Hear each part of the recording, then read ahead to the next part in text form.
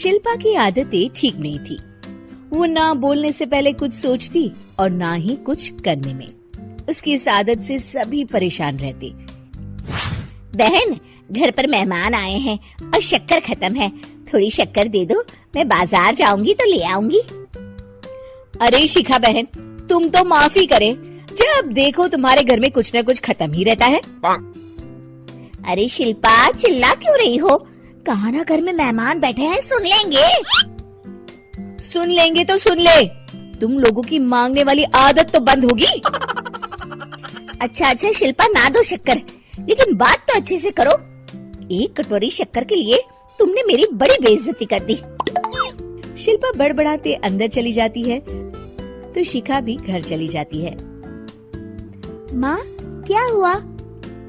अरे कुछ नहीं बेटा, पता नहीं कहां कहां से ऐसे पड़ोसी आ जाते हैं, जब देखो तब कुछ न कुछ मांगने के लिए घंटी बजाते हैं।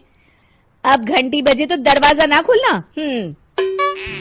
पता नहीं माँ की ये आदत कैसे बदलेगी, किसी को कुछ भी बोल देती है, बोलने से पहले सोचती भी नहीं।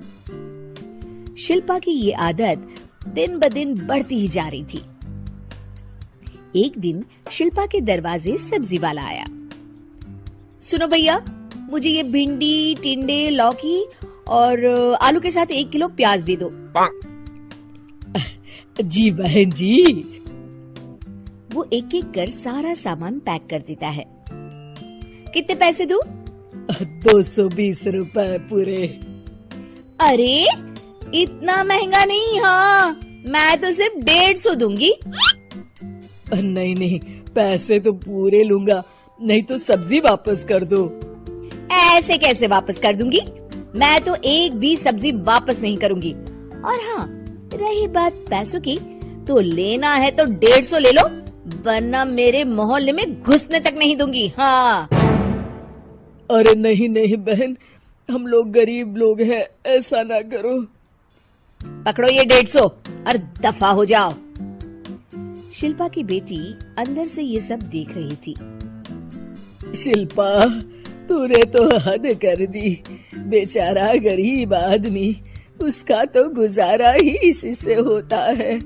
बोलने से पहले सोचा कर बेटा। माँ आप चुप रहो, घर चलाना बच्चों का खेल नहीं, और वैसे भी इतनी महंगी सब्जी थोड़ी ना होती है।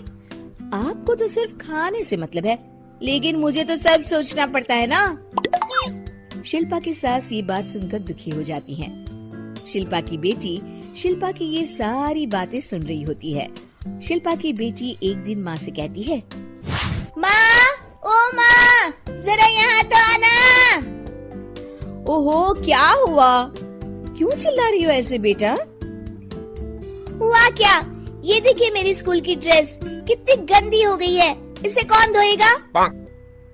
लेकिन ये तो साफ है बेटा, मैंने अपने हाथ से खुद साफ किया है। माँ, ये ड्रेस इतनी गंदी है कि मैं इसे पहन ही नहीं सकती। चलो मुझे बाजार से नई दिलाओ। शिल्पा दुखी हो जाती है और वहाँ से चली जाती है कि तभी सामने उसकी सास मिल जाती है। शिल्पा, अरे ओ शिल्पा, ये क्या सब्जी बनाई है? ऐसे भी कोई सब्जी बनाता है? शिल्पा सास की इस हरकत से सख्ते में आ जाती है। अरे माँ को तो मैं जो बना दूं उन्हें वो पसंद आ जाता था, फिर आज वो ऐसा व्यवहार क्यों कर रही हैं? शिल्पा कुछ समझ पाती कि थोड़ी ही देर में उसका पति आ जाता है। अरे शिल्पा, ये क्या है? क्या हुआ आपको? ये मेरी अलमारी पूरी अस्त व्यस्त है, तुमसे कोई काम नहीं होता है, सारा दिन पता नहीं क्या करती रहती हो। अरे मैंने तो सारी अलमारी साफ रखी है। इसे तुम साफ कहती हो? ये तो पूरा कूड़ादान लग रही है। शिल्पा परेशान हो जाती है और समझ नहीं पाती है कि उसके साथ क्या हो रहा है। शिल्पा अकेले कमरे में जाती है और जोर जोर से रोने लगती है। तभी वहाँ उसका पति, सास और बेटी आ जाते हैं। शिल्पा उन लोगों को देखकर और जोर जोर से रोने लगती है।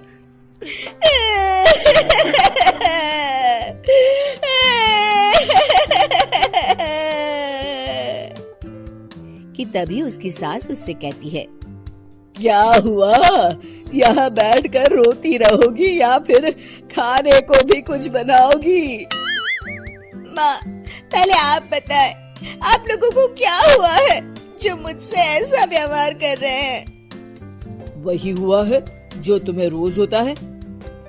मैं समझी नहीं। माँ, आज घर वालों ने आपसे बुरा व्यवहार किया तो आपको कितना बुरा लगा ना? हाँ, मुझे बहुत बुरा लगा। मुझे अच्छा नहीं लगता कोई मुझसे इस तरह से बात करे।